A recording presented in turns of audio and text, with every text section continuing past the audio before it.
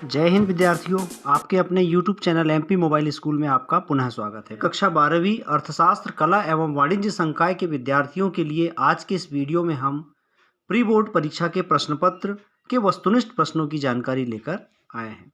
विद्यार्थियों, यह जो प्रश्न पत्र है आगामी बोर्ड परीक्षा के लिए अत्यंत ही महत्वपूर्ण है तथा इसमें दिए गए प्रश्नों में से कुछ प्रश्न आगामी बोर्ड परीक्षा में भी पूछे जा सकते हैं। प्री बोर्ड परीक्षा में नवीन ब्लूप्रिंट के अनुसार 32 वस्तुनिष्ठ प्रश्न दिए गए हैं, जिसमें प्रश्न क्रमांक 1 से 5 तक के वस्तुनिष्ठ प्रश्न हैं, जिसमें सही विकल्प, रिक्त स्थानों की पूर्ति, सही जोड़ी, सत्य असत्य इस प्रकार के प्रश्न हैं। पहला जो वस्तुनिष्ठ प्रश्न है, प्रश्न 1, सही विकल्प चुनकर लिखिए। व्यष्टि अर्थशास्त्र के अंतर्गत निम्न में से किसका अध्ययन किया जाता है? विकल्प अ राष्ट्रीय आय, ब पूर्ण रोजगार, स आर्थिक समग्र और द व्यक्तिगत इकाई।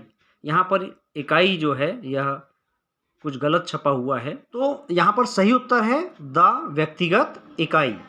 दूसरा, उदासीनता वक्र होता है अ मूल बिंदु की ओर उन्नतोदर, ब मूल बिंदु की ओर अवनतोदर, स अ और ब दोनों और द इनमें से कोई नहीं।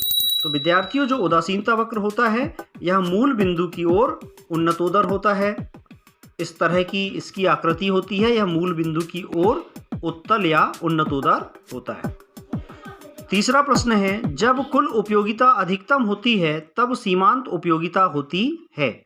अ धनात्मक, ब ऋणात्मक, स शून्य और द इनमें से कोई नहीं।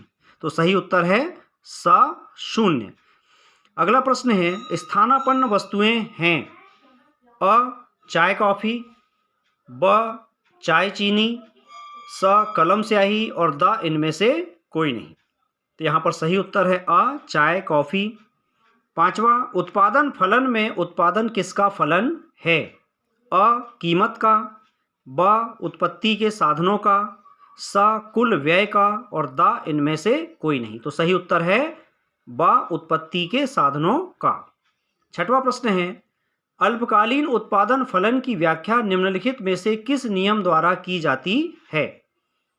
विकल्प अ मांग का नियम, ब मांग की लोच, स पैमाने के प्रतिफल और द परिवर्तनशील अनुपातों का नियम। तो अल्पकालीन उत्पादन फलन की व्याख्या परिवर्तनशील अनुपातों के नियम द्वारा की जाती है। तो यहाँ पर विकल्प द सही है।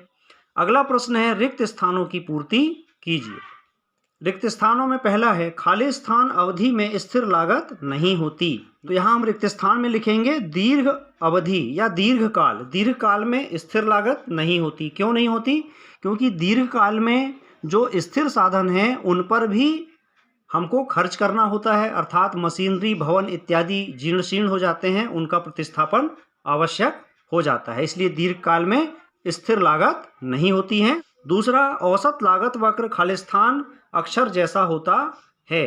तो यहाँ हम लिखेंगे यू अक्षर। तीसरा, उत्पादन की प्रति इकाई लागत को खालिस्तान कहते हैं। तो यहाँ हम लिखेंगे औसत लागत। चौथा, पूर्ण प्रतियोगिता में विक्रेता खालिस्तान वस्तुएं बेचते हैं। तो यहाँ हम लिखेंगे समरूप वस्तुएं। पांचवा, कृषि वस्तुओं के लिए कीमत निम्नतम सीमा को खालिस्तान कहा जाता है। तो यहाँ हम लिखेंगे MSP या न्यूनतम समर्थन मूल्य। छठवां, मजदूरी तथा श्रम की पूर्ति के बीच खालिस्तान संबंध होता है। तो यहाँ हम लिखेंगे धनात्मक, क्योंकि जब मजदूरी में वृद्धि होती है तो श्रम की पूर्ति में भी वृद्धि होती है। इस प्रकार मजदूरी तथा श्रम की पूर्ति के बीच धनात्मक या सीधा संबंध पाया जाता है। सातवां, कम कीमत पर पूर्ति स्टॉक से कम होती है। तो यहाँ रिक्त स्थान में हम लिखेंगे कम, क्योंकि जब कीमत कम होगी तो पूर्ति स्टॉक की तुलना में बहुत कम होगी, और अगर कीमत बढ़ेगी तो पूर्ति बढ़कर के स्टॉक के बराबर भी हो सकती है, लेकिन पूर्ति कभी भी स्टॉक से अधिक नहीं होती है। अगला प्रश्न है, सही जोड़ी बनाइए। कॉलम आ में लिखे कथनों की जोड़ी हम कॉलम बा में लिखे कथनों से बनाएंगे। नंबर 1, साम्य कीमत। साम्य कीमत की हम जोड़ी बनाएंगे कॉलम बा में दिए गए द, मांग और पूर्ति से। दूसरा औसत संप्राप्ति। औसत संप्राप्ति की जोड़ी हम बनाएंगे क्रमांक फा में दिए हुए कुल संप्राप्ति बटे मात्रा। कुल संप्राप्ति में जब हम उत्पादित वस्तु की मात्रा से भाग कर देते हैं तो हमें औसत संप्राप्ति प्राप्त हो जाती है। तीसरा कुल संप्राप्ति। कुल संप्राप्ति की जोड़ी हम बनाएंगे ई कीमत गुणा मात्रा, यानी वस्तु की कीमत का गुणा उत्पादित मात्रा से कर देते हैं तो कुल संप्राप्ति प्राप्त होती है। चौथा द्विअधिकार। द्विअधिकार अर्थात दो विक्रेता। और पांचवा समष्टि अर्थशास्त्र का क्षेत्र। इसकी जोड़ी हम बनाएंगे ब आय तथा रोजगार सिद्धांत से। छठवां मैक्रो। मैक्रो यानी व्यापक या बड़ा, तो इसकी जोड़ी हम बनाएंगे स व्यापक से। अगला प्रश्न है निम्नलिखित प्रश्नों के उत्तर एक शब्द या एक वाक्य में लिखिए। नंबर 1 जीएनपी का पूर्ण रूप लिखिए। तो जीएनपी का फुल फॉर्म होता है ग्रॉस नेशनल प्रोडक्ट, यानी सकल राष्ट्रीय उत्पाद। दूसरा जीडीपी का पूर्ण रूप लिखिए। तो जीडीपी का फुल फॉर्म होगा ग्रॉस डोमेस्टिक प्रोडक्ट, यानी सकल घरेलू उत्पाद। तीसरा पीएनबी, यहाँ पर एन को इन लिखा हुआ है, सही है एन। पीएनबी का पूर्ण रूप पीएनबी अर्थात पंजाब नेशनल बैंक। चौथा आरबीआई का पूर्ण रूप रिजर्व बैंक ऑफ इंडिया। पांचवा सीमांत बचत प्रवृत्ति क्या है? तो सीमांत बचत प्रवृत्ति किसे कहते हैं? आय में वृद्धि का तथा बचत में वृद्धि का जो अनुपात होता है उसे सीमांत बचत प्रवृत्ति कहते हैं, अर्थात मार्जिनल प्रोपेंसिटी टू सेविंग। इसको ज्ञात करने के लिए हम बचत में वृद्धि के बटे आय में वृद्धि इस सूत्र की सहायता से ज्ञात करते हैं। अगला प्रश्न है सीमांत उपभोग प्रवृत्ति क्या है? उपभोग प्रवृत्ति भी उपभोग में वृद्धि तथा आय में वृद्धि का जो अनुपात है उसे सीमांत उपभोग प्रवृत्ति या एमपीसी कहते हैं। एमपीसी अर्थात मार्जिनल प्रोपेंसिटी टू कंज्यूम। इसे ज्ञात करने के लिए डेल्टा सी बटे डेल्टा वाई, यानी उपभोग में वृद्धि के बटे आय में वृद्धि, इस सूत्र की सहायता से ज्ञात करते हैं। सातवां बंद अर्थव्यवस्था किसे कहते हैं? बंद अर्थव्यवस्था अर्थात ऐसी अर्थव्यवस्था जिसमें दूसरे देश से आर्थिक व्यवहार नहीं होता है, अर्थात आयात निर्यात नहीं होता है। अगला प्रश्न है सत्य असत्य बताइए। नंबर 1 विकसित राष्ट्रों के लिए घाटे का बजट सबसे उपयोगी होता है। असत्य कथन है।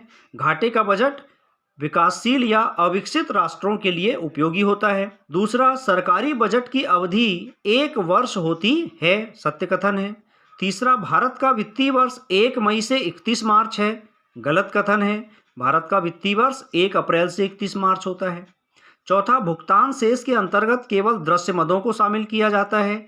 यह भी गलत है, क्योंकि भुगतान शेष में दृश्य के साथ साथ अदृश्य मदों को भी शामिल किया जाता है। पांचवा भुगतान संतुलन हमेशा संतुलित होता है। सत्य कथन है। अगला है व्यापार संतुलन के अंतर्गत केवल अदृश्य मदें शामिल होती हैं। यह कथन भी असत्य है, क्योंकि व्यापार संतुलन में केवल दृश्य मदें शामिल होती हैं। तो विद्यार्थियों, इस प्रकार आज के इस कालखंड में हम प्री बोर्ड परीक्षा के वस्तुनिष्ठ प्रश्नों की जानकारी लेकर आए थे। आशा है यह जानकारी आपके लिए उपयोगी होगी। इसे अपने सहपाठियों से भी शेयर करें। मिलते हैं अगले वीडियो में लघुत्तरी तथा दीर्घोत्तरी प्रश्नों के उत्तरों के साथ।